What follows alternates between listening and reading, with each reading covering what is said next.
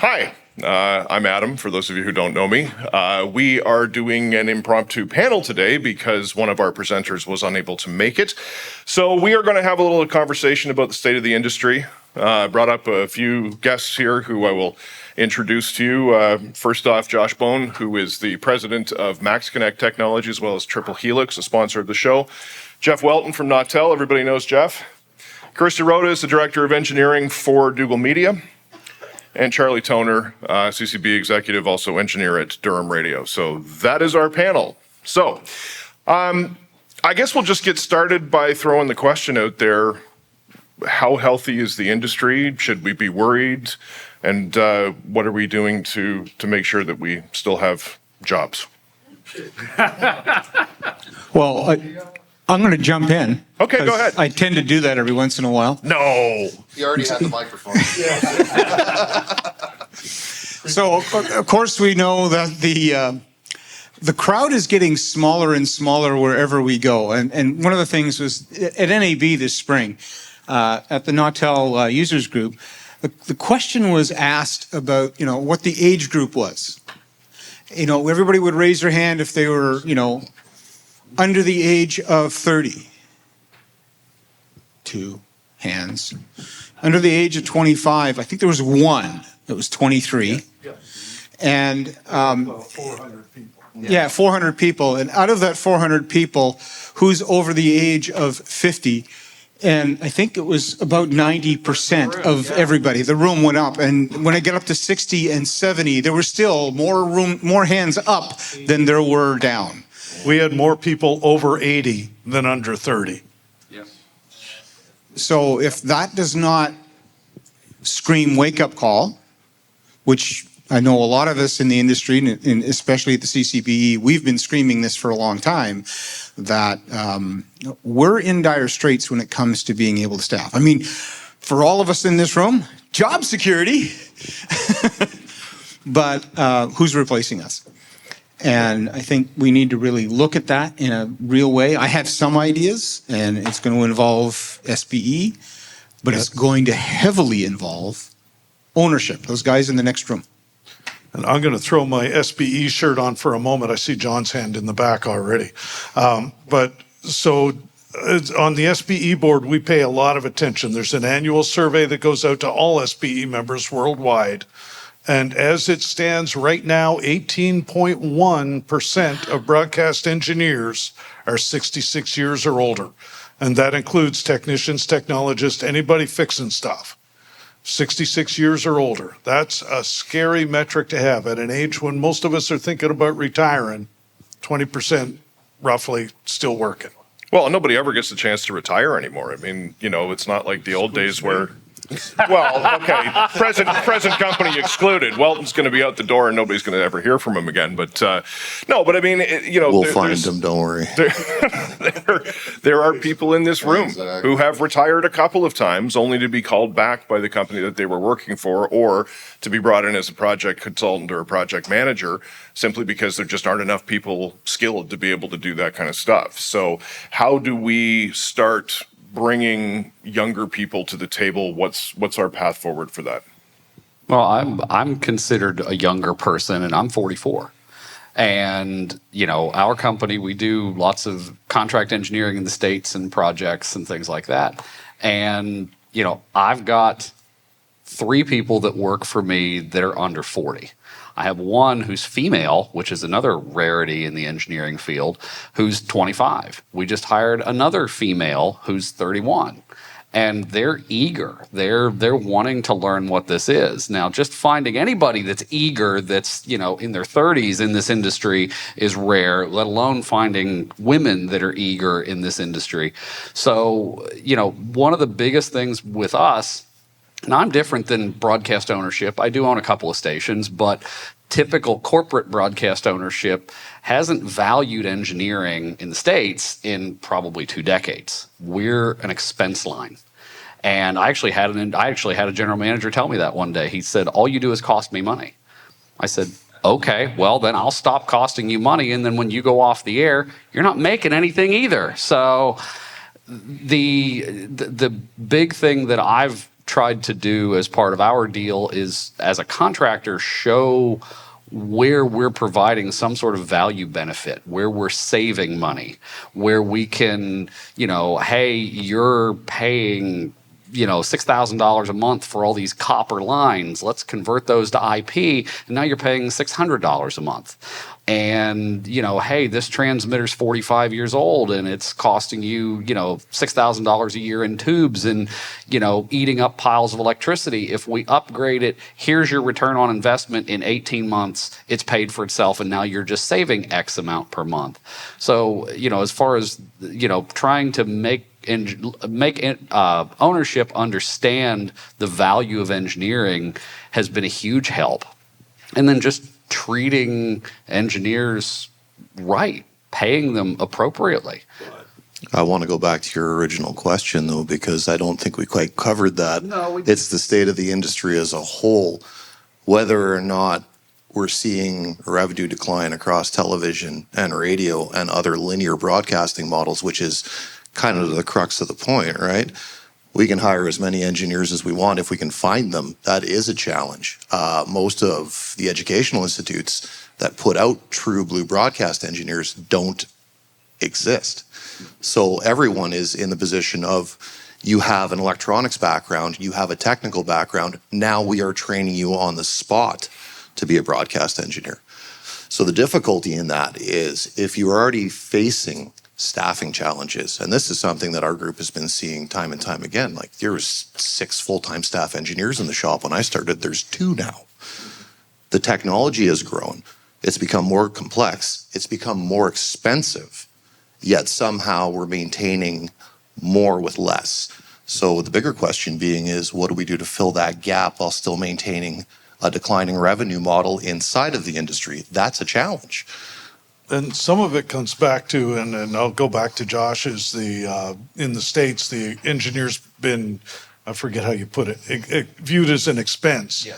And some of it comes back to us, because you can go to your boss and say, we need a new generator, it's going to cost 10 grand.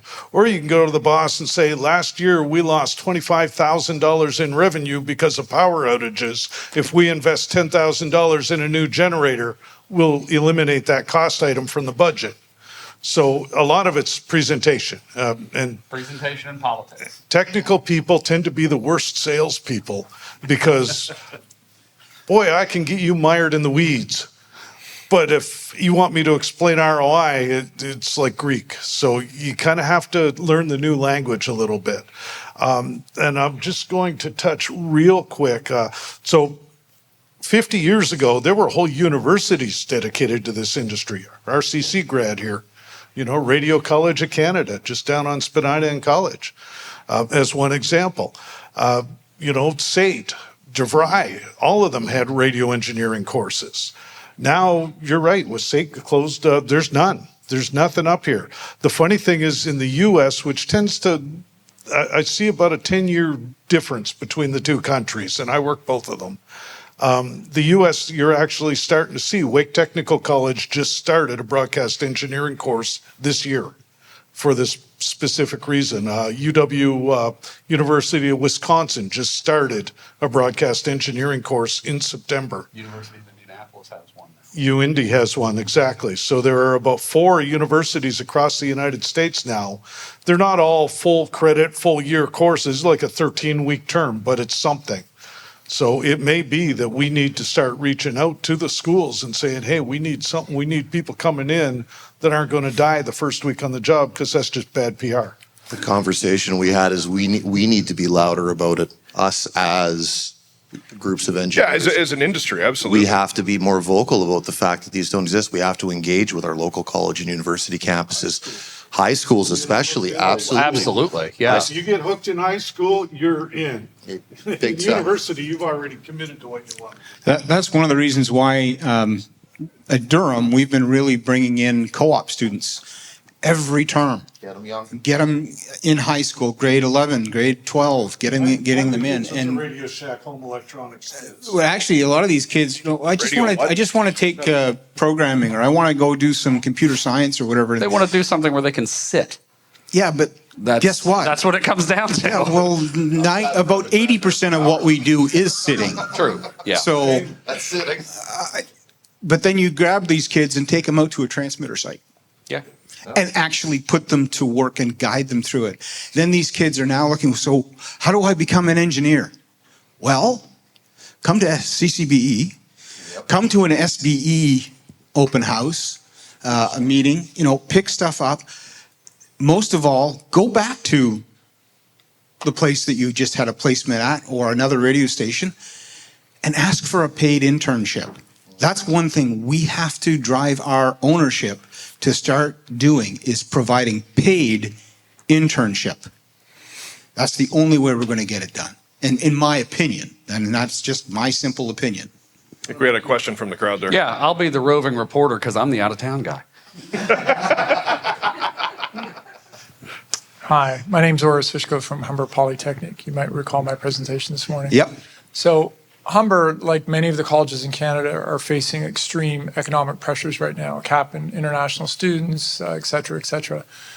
Little small short narrative here to set the stage. About 2 years ago, a colleague who was with Ryerson or Toronto Metropolitan reached out. He's part of SIMTE Toronto chapter, and he said, is Humber interested in putting a program together for broadcast engineering to help take up some of the void that's been happening in Canada with SAIT moving to a micro-credential program, et cetera, et cetera.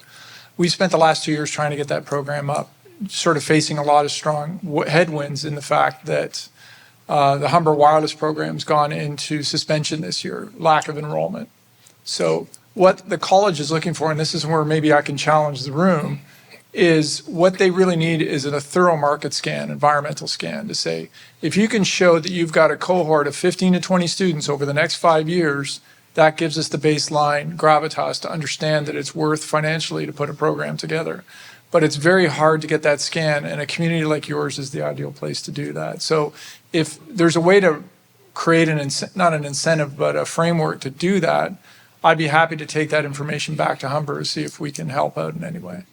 I think this iteration of the CCBE conference, co-located with OAB, where you have a lot of the management and ownership in the same place, this is the ideal opportunity today and tomorrow, period.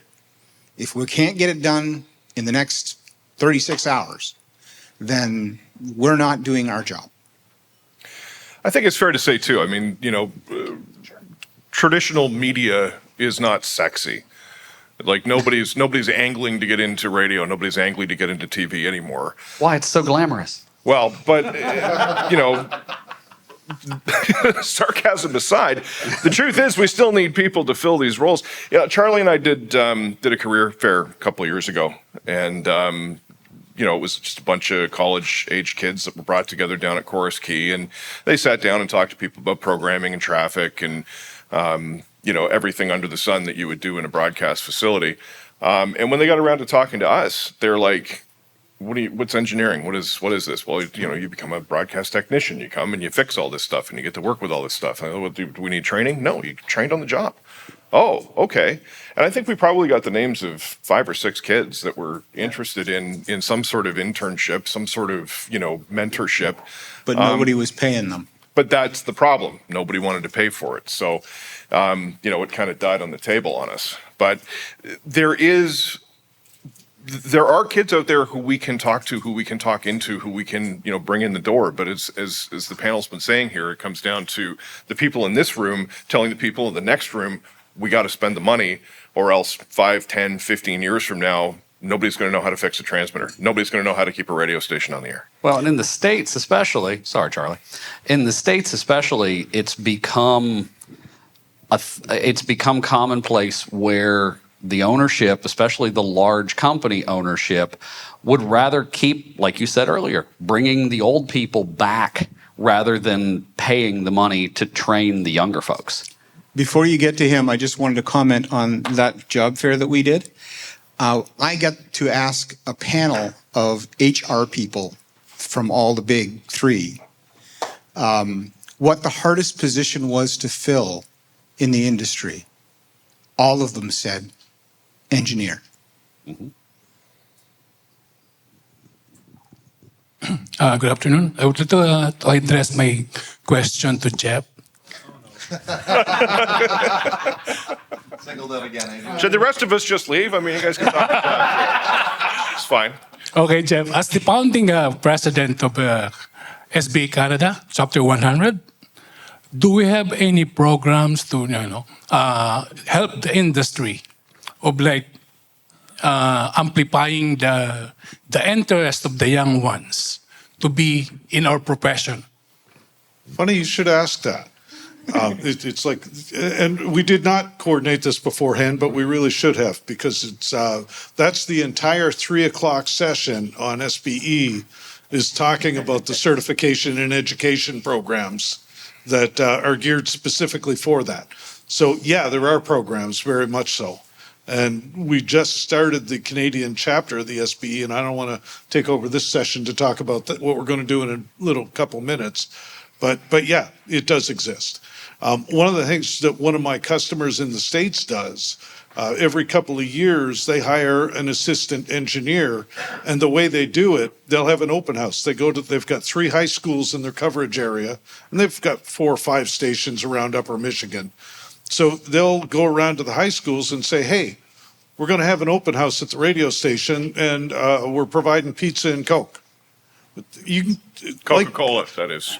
Yeah. It's not the 80s anymore. This is 2000s, yeah. Exactly. And the funny thing is, high school students are a lot like technologists, technicians, and engineers. If you say pizza and Coke, you can fill a room. And that's what they do. They'll get 30 or 40 kids in from the local STEM classes, the science-based courses, and they'll all sit in the production room, record a little, like a liner or whatever, put it on a little logoed USB stick so they got something to remember it by. And meanwhile, the engineers for the station are watching to see which kids are looking to see what the microphone's connected to. And they'll tap them on the shoulder and say, hey, come check this out. And they'll set up an STL shot out in the parking lot using Ubiquity nano bridges, IT stuff that all these kids know. And out of that, they'll say at the end of the night, we're going to do an internship. We'll give you a part-time job at minimum wage and cover part of your tuition for your electronics training. And so they end up in electronics school. And then at the end of it, they'll, whoever they subsidized will have a full-time job for 2 years, also at probably a lower than normal rate of pay, as they pay back what they earn, but they've got somebody by the end of their training or their education, the person they hire is already experienced on all of their equipment from microphone to antenna. So, they train their new employees as they recruit them. And just to further to that, it's very, very similar. In our local community, we have a college and a university program, both with electronics courses. Start there. Start with the basic knowledge, the fundamentals. How do op amps work? What do transistors do? What is the function of these circuits inside of a tuned circuit, inside of a transmitter? What does it do? How do I solder? Let's start with step 1. Yeah. Mm-hmm. You built that XLR cable wrong. Let's try again. But point being is exactly that. If you don't get in at some route in order to demonstrate what it is we're doing, this is an enigma to people who haven't actually seen it from the inside of the industry before. It's magic. It is. An open house is incredible. You bring people in, you show them that those flashing lights actually have some level of meaning, and interest is garnered. That's the outcome every single time. Take the opportunity to talk with high school classes, college level courses, universities, anything that you can schedule inside of the media arts, electronics programs to get people interested in the fact that everything behind the scenes exists, it does something, and you can be involved.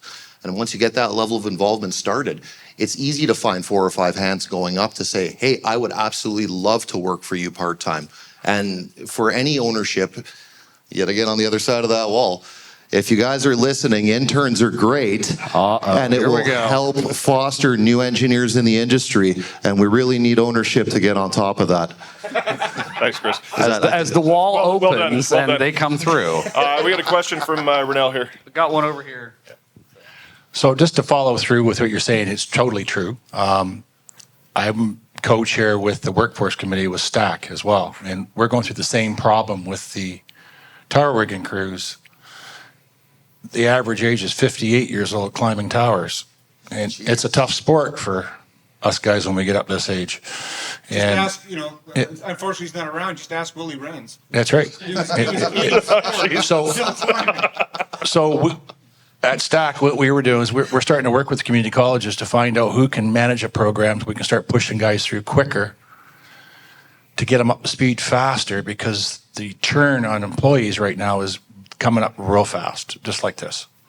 So I think the mentorship idea, go into the electronics programs at the community colleges, start posting for mentoring or part-time positions. Let's get these guys interested somehow.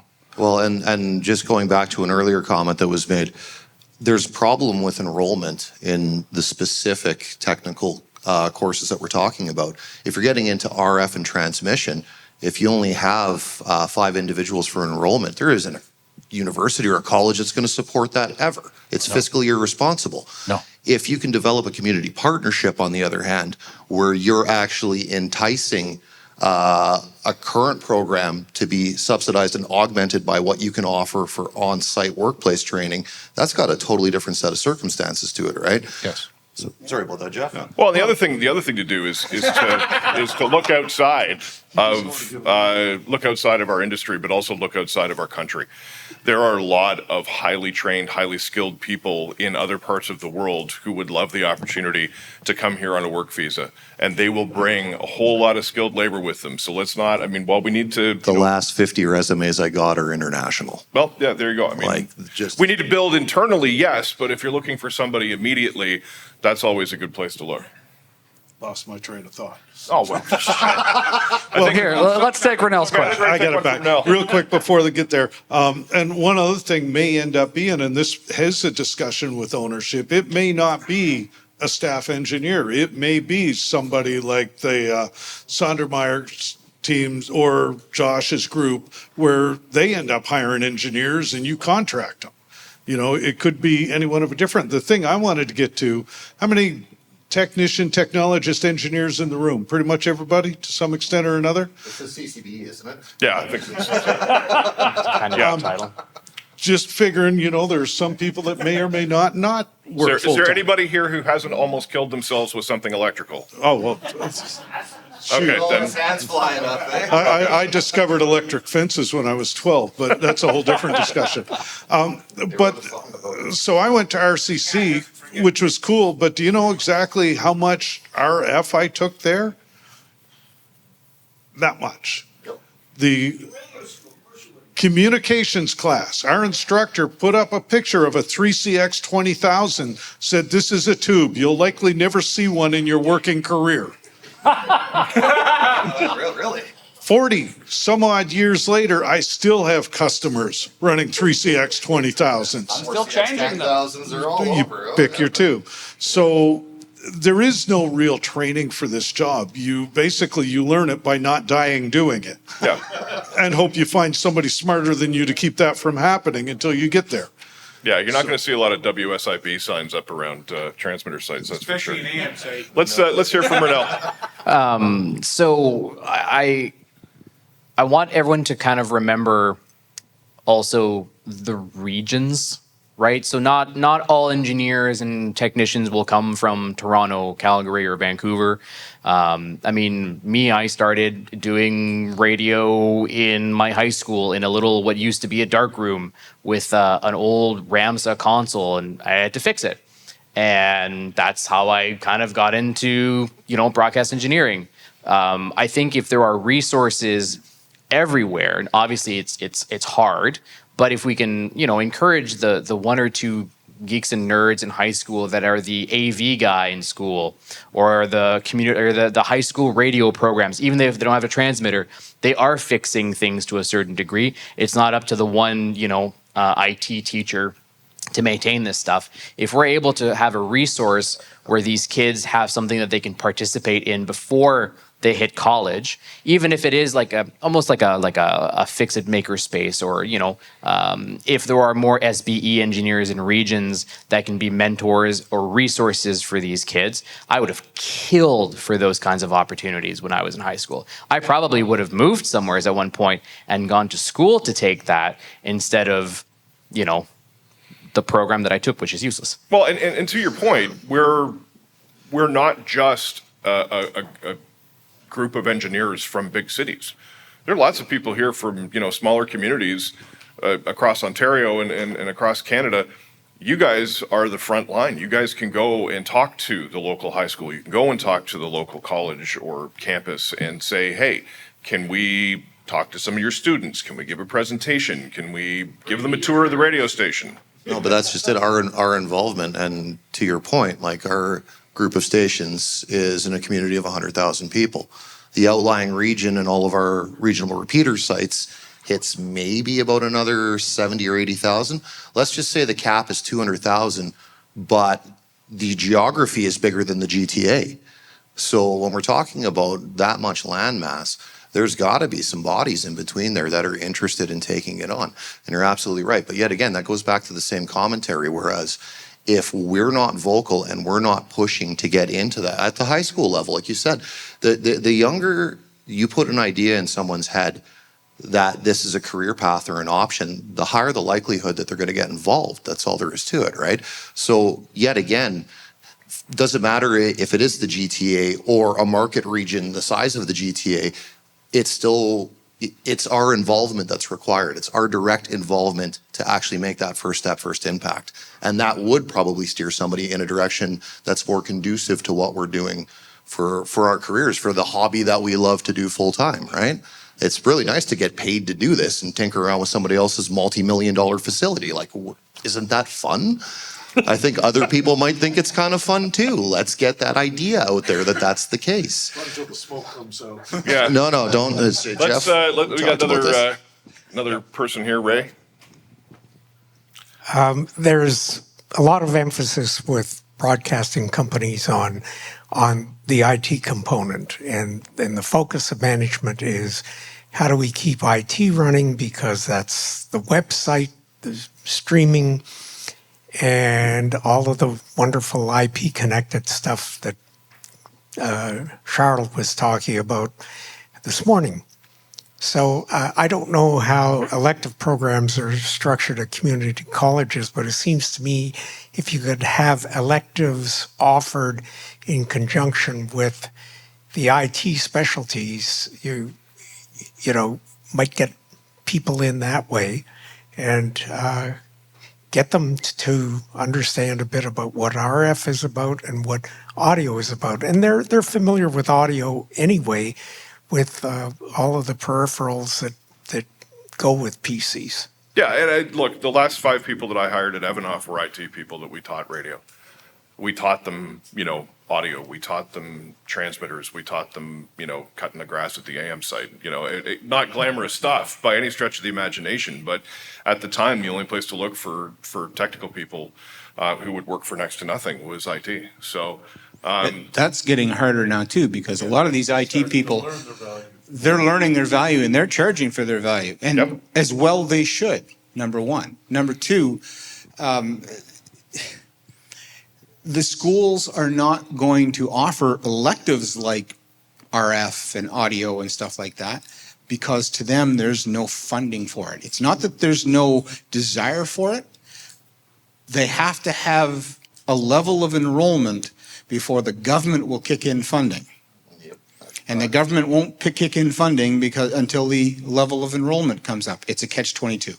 But I think to Ray's point, if there's anybody in the room here who is associated with a college that has a technical program that could benefit from having, even just a one-off seminar someday. So yeah, something that, where anybody in this room, anybody on this panel could go teach a class on audio over IP or, transmitter plant maintenance. I mean, Jeff's paper tomorrow is going to be on hardening a transmitter site. I mean, that's the kind of stuff you could teach to, kids to get them excited and interested about it. So, it's again, we keep coming back to this whole idea that it's incumbent upon everybody in this room and everybody in the next room to make sure that we don't get to a point where there's nobody left to hire and it's there's up to nobody us. to recruit. Yeah. It's up to us.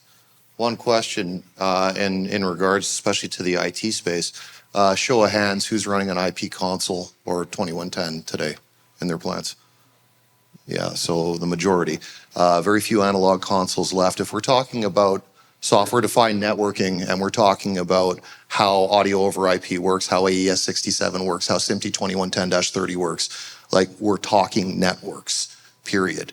We need to start talking about the generation of programmers and engineers who can do the software-defined application layers. And going back to the presentation earlier today, which was absolutely fantastic, how that software application, how software-defined production actually works. That's all IT. And this is something that, I mean, Josh could speak to, but the issue with trying to recruit people into broadcast technology is not something that's exclusive to Canada. The US is having the same issues. The US is doing something about it between partnerships with SBE and colleges finally starting to put broadcast technology back onto their rosters, because the industry has been vocal about it. Well, and part of that comes back to the pain point, and I'm a sales guy, so we like the pain point because that's where you spend money. And until the station owners and the group owners get to the point where they are off air for 2 or 3 days because there's simply nobody available to fix it, and anything going to change. And I've had several customers go through that in various American stations over the past few weeks, just weeks, where they've been off air 2 or 3 days because they can't get an engineer in. Well, and the sad part about that is the largest group in the U.S. has increased their acceptable window of off-air time from 4 hours to 2 days. So, and backtracking 30 odd years, when I was doing an install for ABC in San Francisco, which is market number 2 in the U.S., their window of allowable off-air time on an AM transmitter station was 3 seconds. Mm-hmm. And their engineer had the budget and the facility to make sure that that window was never exceeded. But yeah, so obviously expectations have changed. More people are listening online and not over the air. So you've got to temper that. But we had a situation in a fairly large market in the U.S. not too long ago, 4 stations, close to a 200-mile radius between them, and they were offering $75,000 a year with near no benefits. Mm-hmm. And it's like, if you're going to pay me basically what works out to minimum wage, don't expect to get somebody that's going to be eager to do the job. Or eager to come do the job and have to travel, 1,000 kilometers a week to go to all the different sites that they have to maintain. Yeah, in your own vehicle. Yeah, and don't you dare expense lunch. We're getting close to our time limit here. Are there any more questions or comments from the crowd? Anybody else want to chime in before we? I have one question for the crowd. Mm-hmm. And changing. You're gonna make me walk again, aren't you? Changing the topic entirely. Just a show of hands, how many of you have a disaster recovery plan for IT? How many of you don't? Okay. Those are reluctant hands. Those are reluctant hands. You guys are great, but somebody's lying. So I just wanted to bring that up because someone asked me at a table earlier today about, what kind of firewalls, what kind of disaster recovery we have, and that type of stuff. Yep, Orist is. Hi, sorry, I thought I'd just add one shameless plug that on the note of new hires, we're actually informally going to be hiring a junior lab technician at our lab. So if you know anyone in the industry that's looking for, I won't say it like a mid-level entry sort of job and position, we'll be posting it in the next couple of weeks. Do you get to play in that cool antenna testing room? You get to play in all the new technology. For awesome. anyone that you know might be interested in that, feel free to reach out to me. I'll do it for free. No. Thanks. We'll post it on the Humber site, Broadcast Broadband Convergence Lab, on their LinkedIn page. Okay, yeah, Thank that's you. great. That's great. I mean, again, I don't know if there's anybody else here from any of the other colleges, but not only is the B2C lab doing broadcast technology, they're like bleeding edge stuff that, if that doesn't excite somebody, I don't know what will. So if you've got students or of students, people who are interested in learning more, send them Oris's way, because he can show them around and make it look sexy. I mean, ATSC3 and what you guys are broadcasting there is sexy. The antenna test lab is sexy. That's fun. It's not, learning how to cut the grass at the transmitter site. All right, so we're down to 5 minutes. Let's get some final thoughts here. So I'm just going to throw one question out, which is, where do we go from here? What's step one? Charlie? Management involvement. I mean, giving us some time to actually go out to some schools, giving us some money to hire interns and part-time employees. I mean, we have a position at Durham Radio that just sets up remotes. Okay, well, give that person an extra 10 hours a week to come work with engineering. That's an example. Just give us a little something that we can build on. Chris? Exactly as Charlie said, it's our continued involvement because we can't expect that the industry is going to self-correct. It's not. There's absolutely no choice. It will, and I quote Jeff, it will implode. And he is right, and I fervently believe that. If we're not involved and we're not going to take it on our own accord to rectify the problems and force to make the time, like you said, the biggest challenge we have, I would say, in any group of stations with any groups of engineers, is time. Yeah. We suffer with a lack thereof. It is because of the staffing shortages, it is because of the lack of engineers that we don't have the time, ironically. So we have to make it. That's it.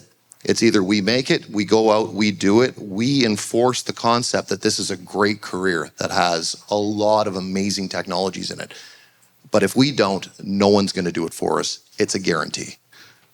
And I'm going to go back to the earlier talk about the smaller markets, because it's the farm kids you want to get. Every farm kid on the planet knows you don't pee on the electric fence. And they almost all, without exception, learned it the hard way. Especially the one around the tuning hut. Don't pee on the tuning hut. And those are the kids you want working on tube transmitters because they already know this stuff hurts, But it's a whole lot of fun as long as you don't pee on the electric fence. The barn cat was for.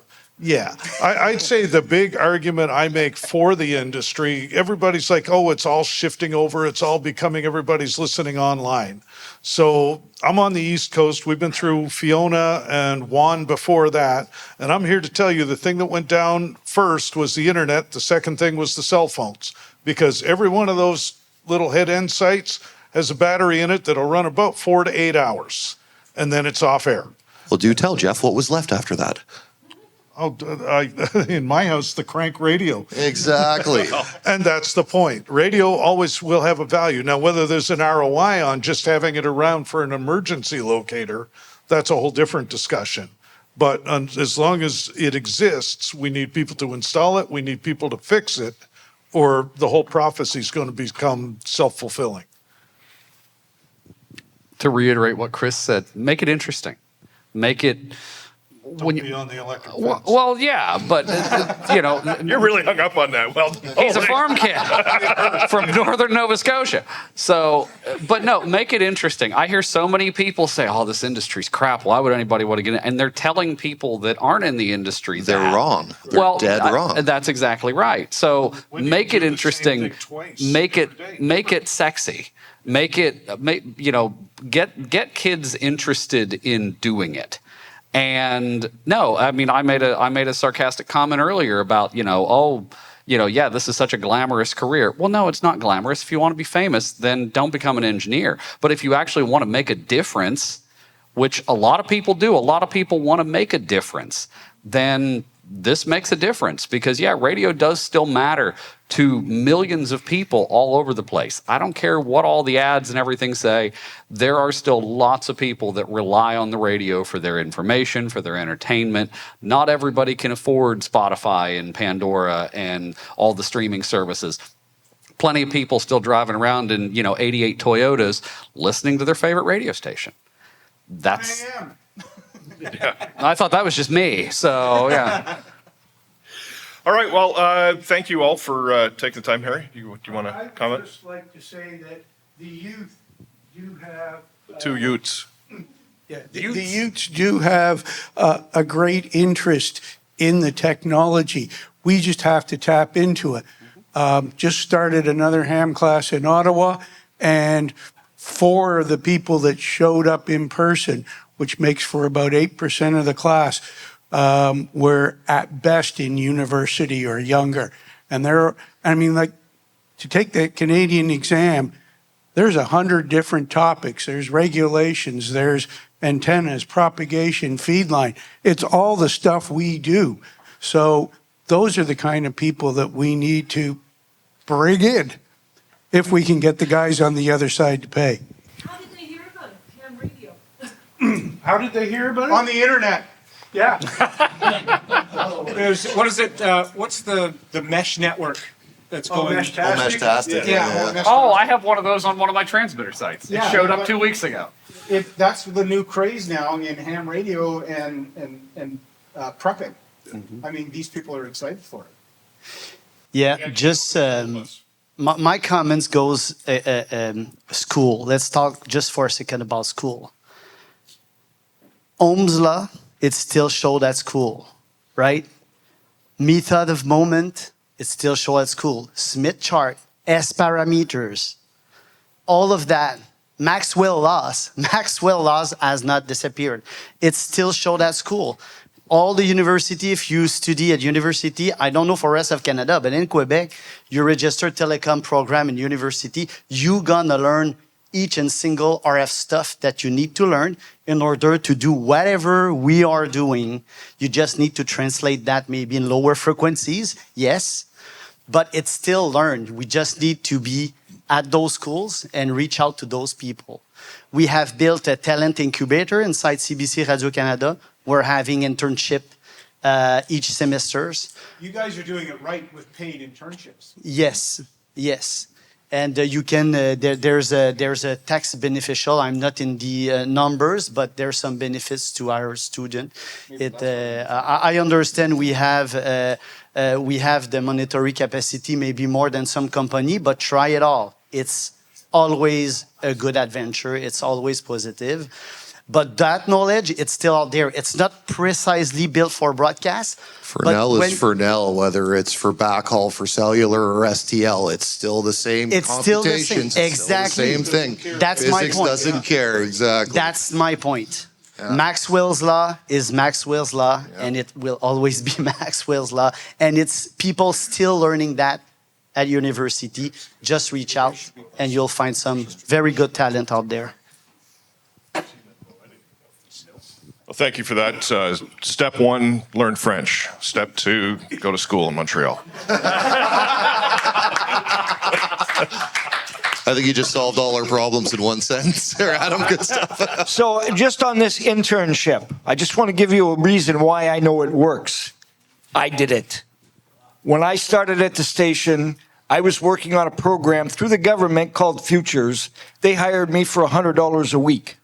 That's how much I was making a week just to go and be an engineer. And 6 weeks later, I got hired on permanently. And a month And I've been there after for... that, they invented the car. That does come. Only Charlie knows. That does come up to a really good point, and I know we're over time, but reach out. All right, we're eating into our own time now. Oh, shush. Yeah, well, that's right. It's my time I'm burning. But I know in the U.S., every state has a Department of Workforce Development specifically designed to help hire kids to learn jobs. And so they're working with the different radio organizations and state broadcast groups to make these internships happen. A lot of times, there may be already be a program in place where the government will pay the bill. And I tell you what, there's not a station owner in the planet where if you tell them somebody else will pay the bill, they won't be all enthusiastic. There's the path. All right, there you go. Thanks again. Thank you guys Okay. for last minute jumping in here. We hatched this plan over dinner last night, and I'm actually quite impressed that a few of us remembered to show up. So, yeah, again, the panel, thank you. Let's hear it for them, guys. Now, for a few of you, we have a couple of gifts. Chris, radio for you. I'm going to give a radio to Josh. Thank you. And I'm going to give a mug to Jeff, because Jeff tomorrow morning is doing a presentation, and I might have something different for you. So we'll start with a mug.